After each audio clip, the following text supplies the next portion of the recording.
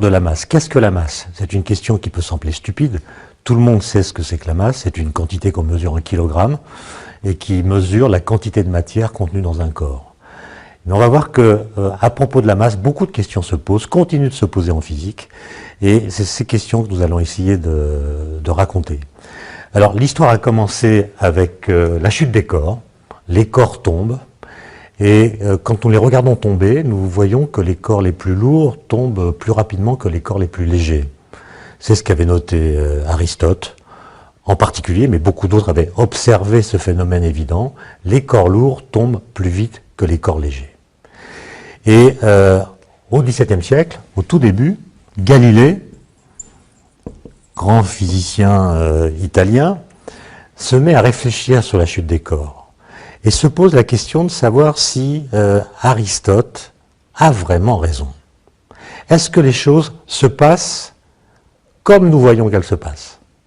Et il va faire une expérience qu'on appelle une expérience de pensée, c'est-à-dire qu'il ne va pas réaliser une expérience, il va se demander intellectuellement quelles seraient les conséquences de la loi d'Aristote si elle était vraiment vraie.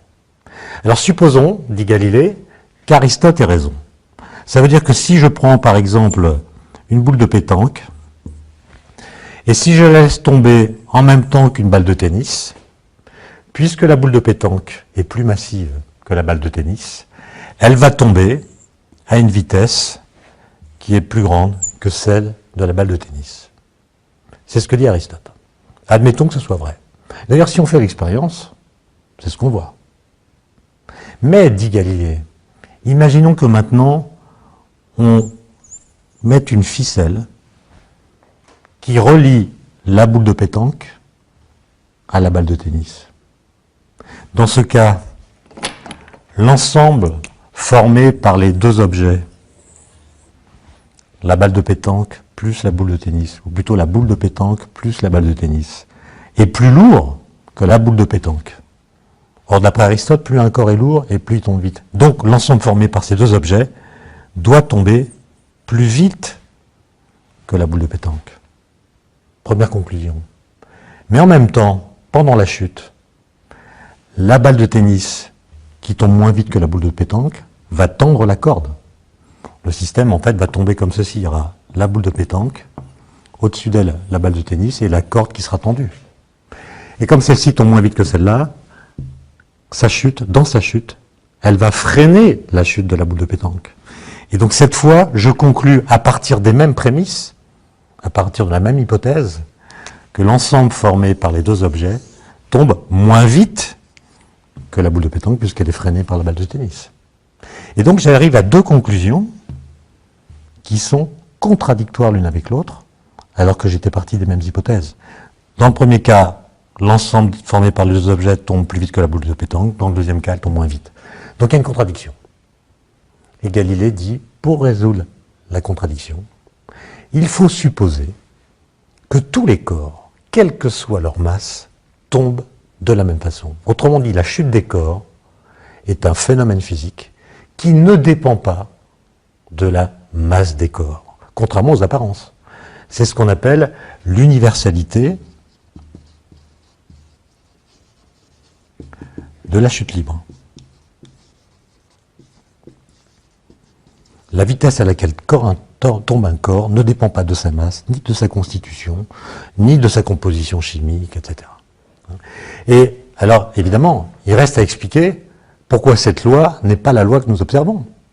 Pourquoi nous voyons les corps lourds tomber plus vite que les corps légers? Mais la réponse, c'est qu'il n'y a pas que la gravité ou la pesanteur qui est en jeu dans l'affaire, il y a aussi la résistance de l'air. Et c'est la résistance de l'air qui fait que pour nous, les objets les plus massifs tombent plus rapidement que les objets les plus légers. Autrement dit, Galilée, avec sa loi de la chute des corps, propose une idée assez intéressante qui va ouvrir la piste à toute la physique moderne. C'est l'idée qu'on peut expliquer le réel, c'est-à-dire ce qu'on observe, par l'impossible, c'est-à-dire par des lois que nous n'observons pas, ou au moins qui sont cachées dans la vie courante et qu'il va falloir aller chercher par d'autres voies que l'observation. Et donc, cette loi de Galilée, on ne la voit vraiment que lorsqu'on fait le vide. Et les astronautes américains, lorsqu'ils sont allés sur la Lune, ont réalisé en direct à la télévision une expérience dans laquelle l'un de ces astronautes a dit finalement nous sommes arrivés sur la Lune grâce à Galilée notamment, et pour lui rendre hommage, nous allons réaliser l'expérience de pensée qu'il avait imaginée. Et cet astronaute a sorti de sa poche gauche une petite bille de plomb, de sa poche droite une plume de faucon. Pourquoi? Parce que son vaisseau spatial s'appelait Falcon, donc c'était une plume de faucon qui était la mieux appropriée pour faire la démonstration. Il a pris les deux, les a lâchés de la même hauteur au-dessus du sol lunaire, et on les a vus atteindre le sol lunaire exactement en même temps, bien que leur masse ait été complètement différente. Et donc, 4 siècles plus tard, quasiment, puisque cette expérience de pensée date de 1604, eh bien, on a pu vérifier que la loi de la chute des corps, qui semble complètement contradictoire à l'observation, était bien la bonne loi physique décrivant la chute des corps massifs.